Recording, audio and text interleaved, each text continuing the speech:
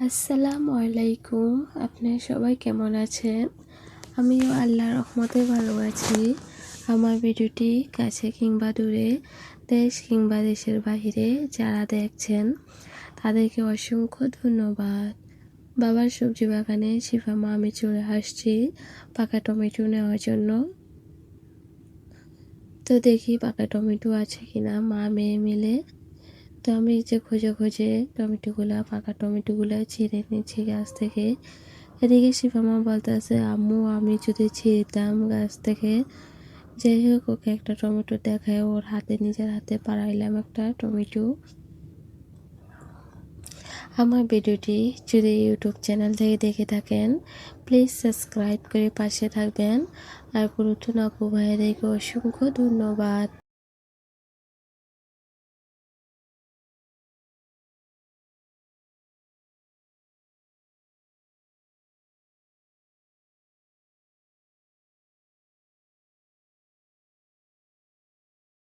এদিকে টমেটো ছিঁড়া শেষ, এখন চলে যাচ্ছি বাড়িতে।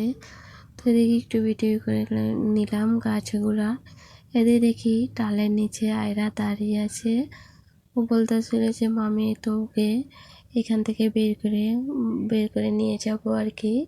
মাশাআল্লাহ টালটা খুব সুন্দর হয়েছে।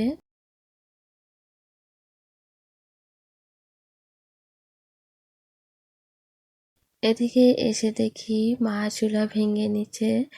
তো মা বলতেছে যে এটা নতুন করে চুলা বানাবো। তো এদিকে দেখেন কিভাবে ভাঙছে। এই চুলাগুলো হচ্ছে বন্ধু চুলা বানাবে।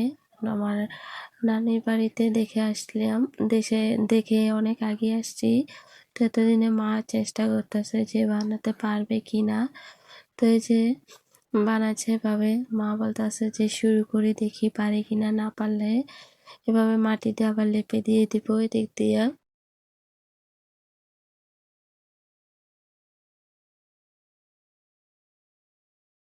এই যে দেখেন মা গর্ত করে এখানে একটা কলা গাছ দিয়ে দিল। চেষ্টা করতে করতে এক পর্যায়ে হয়ে গিয়েছে মাশাআল্লাহ। তো আপনারা এইভাবে কলা গাছ দিয়ে কখনো চুলা বানাইছেন কিনা সবাই একটু কমেন্টে জানাবেন। এক পর্যায়ে মার অনেক আগে চুলা বানানো হয়ে গিয়েছিল, বাবা এসে আবার নতুন করে এভাবে দেওয়া হয়েছে।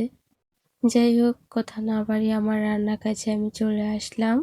ময় মশলা কষিয়ে আলুটা মশলার ভিতরে দিয়ে দিলাম।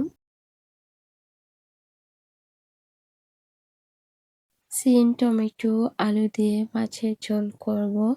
তো আলুটা আগে একটু কষিয়ে নিই।